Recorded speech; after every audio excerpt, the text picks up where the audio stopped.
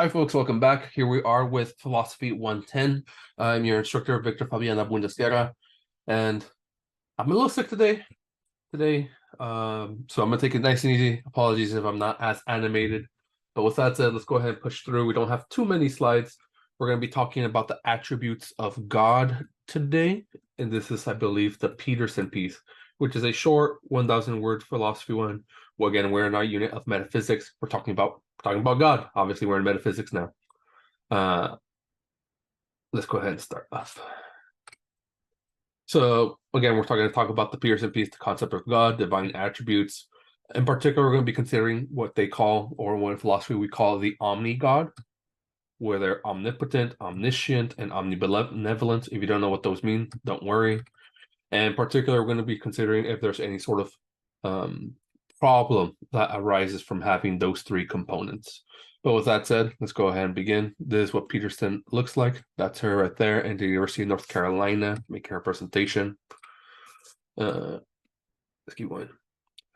Again, so when we talk about this, Peterson herself, she's only concerned with the Abrahamic God, God with a capital G, the God that's found in Christianity, Judaism, and Islam. There's a monotheistic God, meaning that there's only one God in these religions. It's not sort of polytheistic, right? We're not talking about Zeus and Hera and Athena all existing together as gods. No, we're talking about the singular God with a capital G that's found in a lot of popular monotheistic religions today. That's what she's talking about. In particular, she notes that there's a very popular conception of God in these religions, which she calls the omni-God. Now, this God is all-powerful, omnipotent. They can do anything. They're all-powerful. They're omnibenevolent. They're all good, right? Maybe all merciful. And they're omniscient. They're all knowing. They know everything. So really, they're a God with a lot of infinite capabilities. Sorry, like I said, I'm still sick, so I need to clear my throat every once in a while. Now, Peterson says, let's go ahead and consider each of these three attributes and try to better understand them and their potential implications for the omni-God and for ourselves. Do note, right, that these are not the only attributes for the Christian God or the Judaism's God or Islam's God. These are just one of the three attributes that are the most popularly attributed to them, not only by common day people like me and you, but also by philosophers and also by theologians, people who are in charge of our holy places, such as priests or the Pope, for instance. There are other attributes, of course, that are often attributed to them, such as necessarily existing, being uncaused, being unchanging, being eternal. That's great, but that's a whole other conversation. We're not going to consider that. So let's go ahead and focus just on these three for now. So omnipotence, right? What would it mean for a God to be omnipotent? For God to be omnipotent?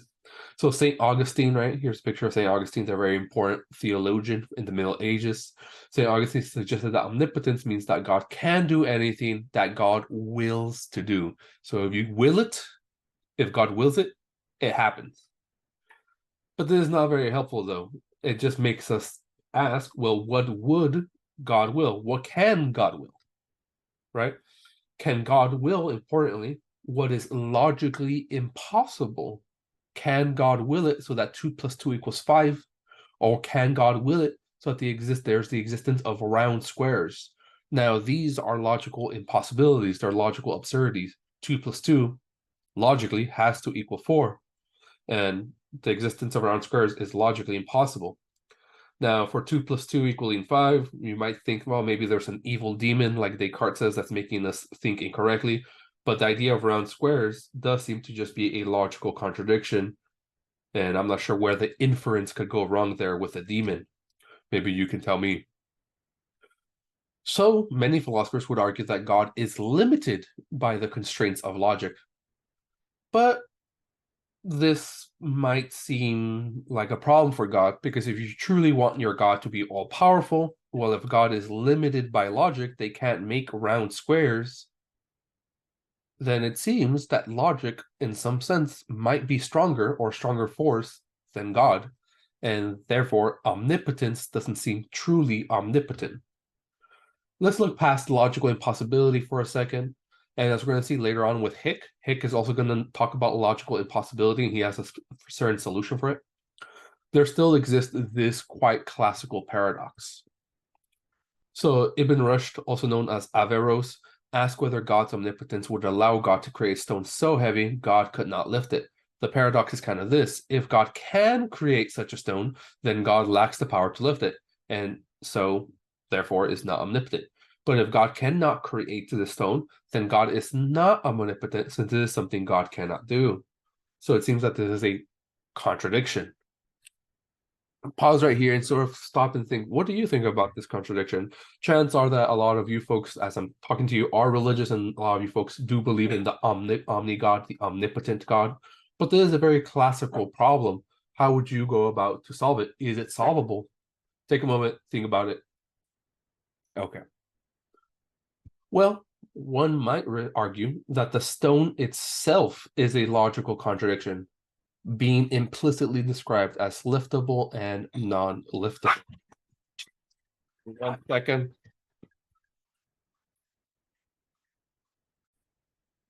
Sorry about that, folks. Interestingly enough, there were people knocking on my door trying to share Bible passages today with me, and my dog was freaking out. So sorry about that. Let's get back into it. Sorry for that. So we're talking about this logical contradiction, right? About the God and whether God could make a stone that he himself or they themselves couldn't lift. And one way to respond is that the contradiction, that there is a logical contradiction there, but the logical contradiction is located within the stone, not within God. And that's a pretty ingenious way to sort of solve the problem. Again, as we get later on to Hick and the problem of evil, Hick is going to solve this a little differently. So this response does seem to make the paradox go away, but again, only at the expense that God is constrained, again, within the domain of logic. God is then again once more not truly omnipotent, because they can't do what's logically impossible. Next, let's consider omnibenevolence. What would it mean to be all good? Presumably, this means that such a being is perfectly virtuous, kind, generous, and loving, never malicious or cruel, never causes or allows unnecessary harm, always does right and never does wrong. Again, this is going to be important later on for our problem of evil. But here's another problem. Is God unable to do wrong? Think about that. Are they unable to do wrong? Or two, does God simply never choose to do wrong?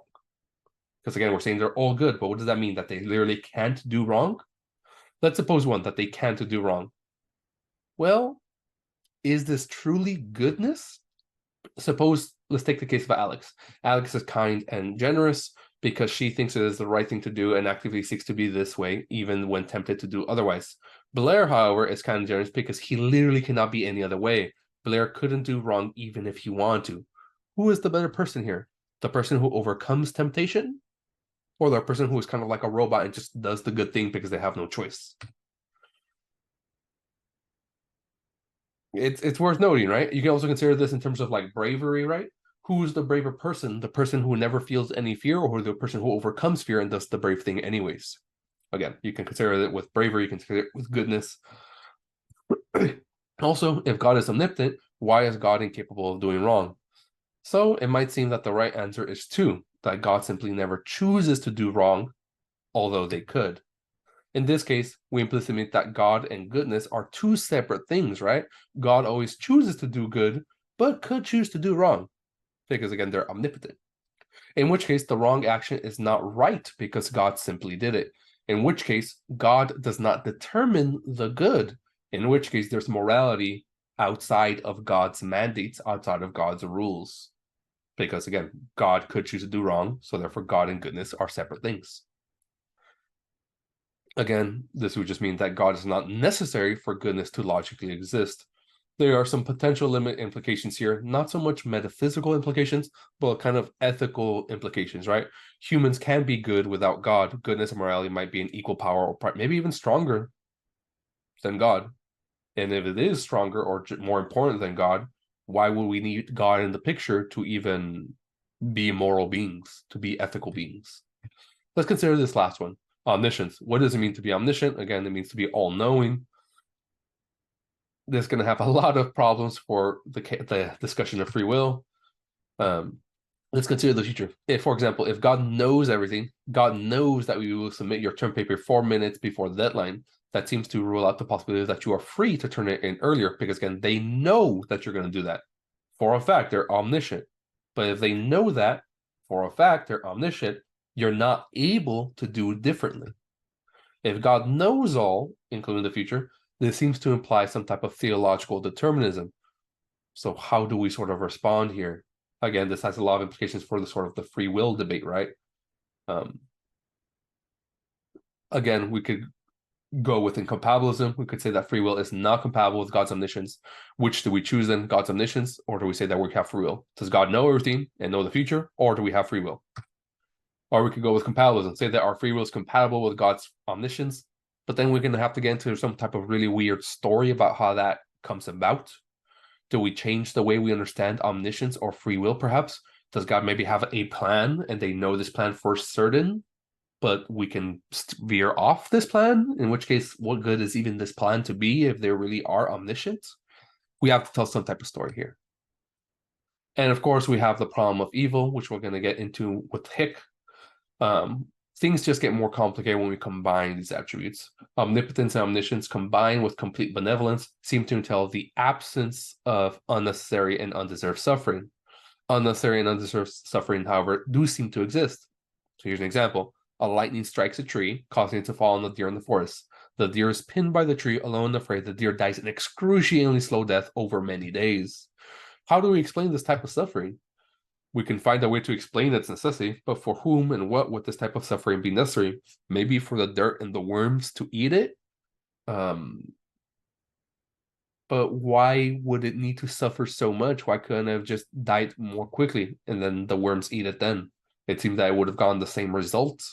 So this amount of suffering seems unnecessary. We also argue that God did not know of this suffering, but then God's not omniscient. We also argue that God is not able to end the suffering, but then God's not omnipotent. We also argue that God is not willing to end the suffering, but then God is not omnibenevolent. So what do we do in these type of situations? So the takeaway from this lecture is just sort of introduce us to the Abrahamic God, to the Omni God. And the takeaway question is, if the Omni God, the Abrahamic God exists, what attributes could they realistically, reasonably have? And if you believe yourself in the Abrahamic God, what attributes do you believe they have? Do you believe they have all three? And if so, how do you sort of deal with the problems that we've presented here today? But okay, folks, that's it for today. I'll see you folks next time. Bye-bye.